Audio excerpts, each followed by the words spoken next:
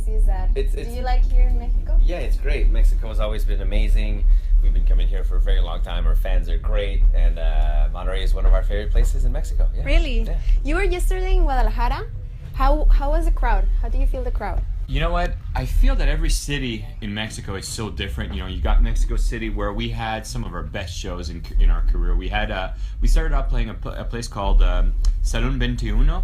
And that was just a really cool rock show. Like I remember my first time there, we actually sold it out. It was a really crazy show.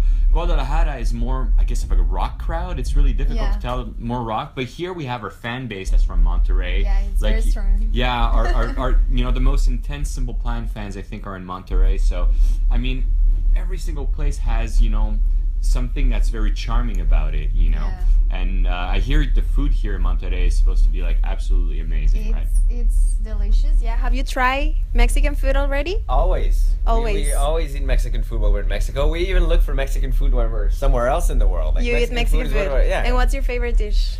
And tacos, obviously, but I'm a big fan of enchiladas. Enchiladas. I like when it gets all saucy and mushy together. Yeah. Do you like salsa? Yes, of course. Yes? Yeah. Okay. Not the super spicy one. Like, But we stay mild. kind- Yeah, we try to stay mild. Recently, I tried a pepper. You know, I was like, Oh oh, my that's God. easy. So I just went like straight Jalapeno. in. I'm like, yes. I think it was habanero, No. actually. I was habanero, I Habanero. think, yeah. So I'm like, everything's good. I'll be back. No, it's crazy. I can't eat it. It was pretty intense. too much. Mm. Okay, so you're here because it's the 15th anniversary of your debut album. That's right. It's been 15 years. Yeah. So how is it for you to come back and play songs that you played like 15 years ago? And how do you feel when you look in the crowd and see all of them still knowing the lyrics? Because most of your fans were like kids back in 2002, Yeah. and now they're like all grown up. So how does that feel? It's pretty special, honestly, to realize how big of an impact this first album had on a lot of people. Is my hair okay? You're looking You're looking at my hair. I'm sorry, it's so no, cool. okay. What about mine? Yeah, it's Jeff's What about hair. mine? No, I mean, and that's the best thing, you know, like from song to song, even though they're really old. Like, there's a lot of songs from the first album that we're still playing, that we've been playing all along. You know, like I'm Just a Kid, Perfect, Yeah. I'd Do Anything, and but like there's some of the songs like My Alien. You know, that's a song we hadn't played in 15 years, and when we started, everybody's just as excited as if it was any other song, and it just shows how important this album was to a lot of people. Yeah, and it's like when you play new songs, the fans get excited, but when you play the old songs, like the very first ones that you release, it's like they go crazy, right? You know what? Like, it's They're just, favorite. I think some people grew up with that music, and it Yeah, was just so a important lot. to them, you know? Some people just, they're telling me stories of their first kiss, Yeah. you know, first date, first car ride, you know, like so many great events, you know, and some sad events, some more interesting, like more fun events. It's just, I think music is always, you know, for myself, it's always in the background. So there's a soundtrack.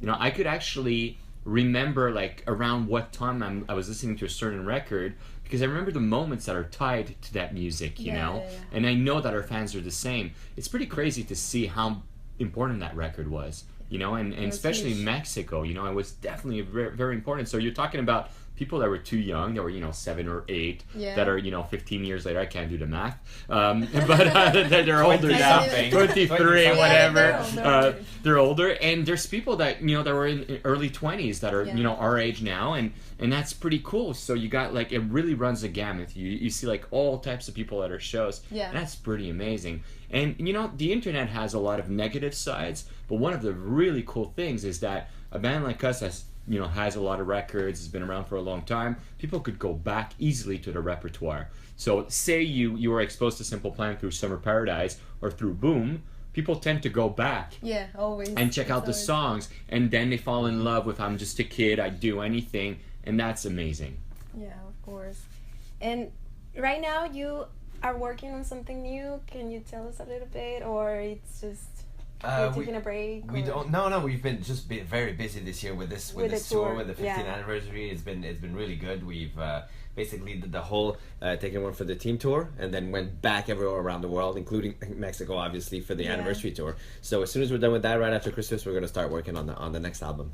You're excited for that? Yeah, very much so. You know, it's kind of an amazing thing for a band that's been around for more than 15 years to have still the same 5 members and to still be able to look forward to the future, to creating new music. You know, I mean, I think we're extremely lucky to still be in a beautiful position like that, to still have a lot of great fans that care about what we do, and so that's why we're very happy we could keep going and make new music. I'm nervous. You're nervous? You know, you don't want to disappoint the fans. You know, it's kind of I always feel the pressure when we're in the studio to you want to try new things as a musician. You want to push the boundaries, but at the same time you don't want to disappoint our fans that have been around for so long.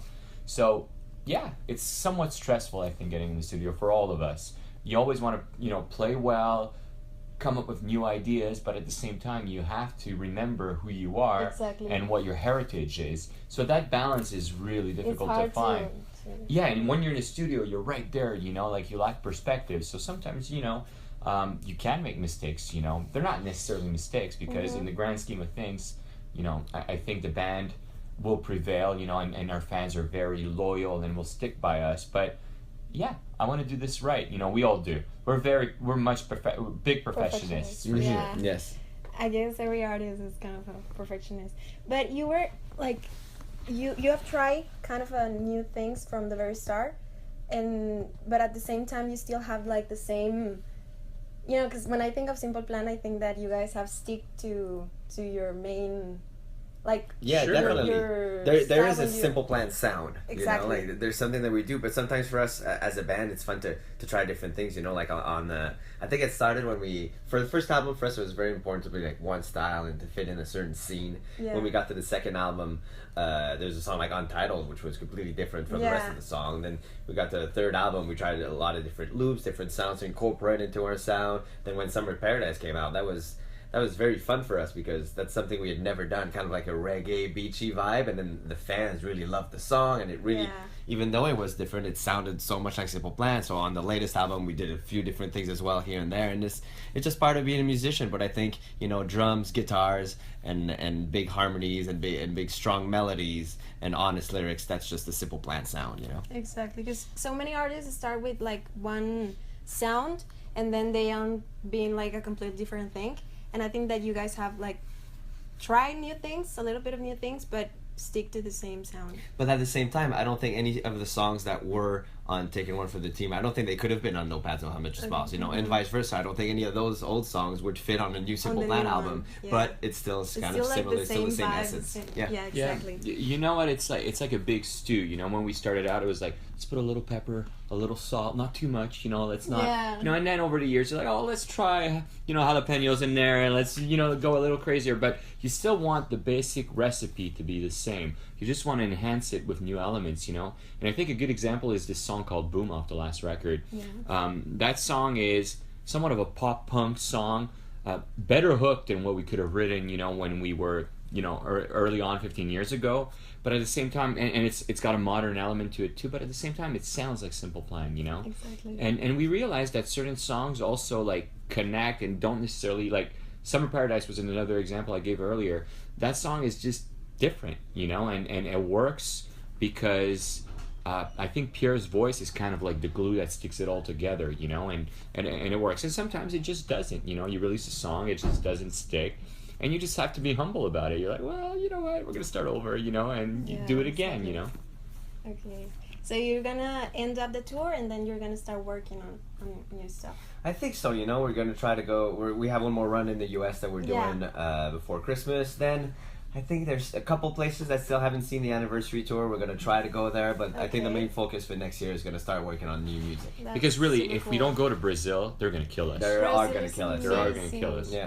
How many times have you been in Brazil? Probably a dozen times as well. Yeah, it's you know nice. what? We were hanging out with a band earlier this week, and I told them that we came to Mexico 15 times. I exaggerated, right? I'm not. Well, if Monterrey 5 times. Monterrey was not as much. We did a few little things here and there, probably at least a dozen times to but Mexico. You have come 21 times? 20, 30 times. Wow, that's incredible. A lot. 40 times. You came on 2000. You seem to know. How many times? She knows. Yeah, we did. You came in 2012, last year. Oh yeah, I guess. Probably twice on that tour as well. Yeah, 2011 and 2012, and a couple times. Then some award shows like Tele Hits Awards. We had to been like at least twice per record, I would say. We've been to Cancun for very beginning. I think we've been to Mexico, not every city all the time, but Mexico, the country, so many times. So now you feel like you're part of Mexico too. You know what? You understand more Spanish now? I do. So. It's very similar to French. So you could grab a little words here and there, and and I watch a lot of television now. There's more Spanish people, and so I hear it now. But do you listen to music in Spanish or no? It's not your style. Well, aside from Despacito, we haven't been exposed to a lot of it, so you still kind of have to look for it. The version or like the original one? Both, I guess. They're both. Come on over. We're gonna get a version of Despacito right now. Move over here. Despacito. There he is. Come on. He actually knows the lyrics. He knows all the lyrics in Spanish. Para que te cueres si no estás conmigo. Despacito. That's all I know. Driving from We the Kings, everybody. Come on, give it up. Shut the door. It's a window. That was amazing. He knows the song. Well, we can't top that now. Now it's downhill from there. Sorry. Okay.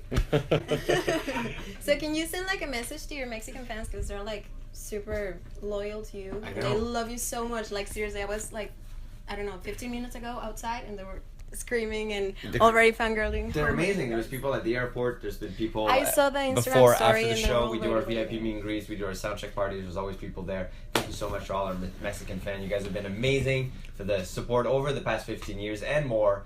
On our social media, the biggest part of our fan base is from Mexico. Yeah. Always. So that's pretty amazing. It says a lot. Thank you. Sorry, Seb, I interrupted you. No, that's fine. Thank you so much. You're amazing. Gracias. That's why we always want to come back and see you, and that's why we always will. Can you say now something in Spanish a little bit? Despacito. Like, muchas gracias. There you go. Muchas gracias. Excelente. There you go. Excelente. Excelente.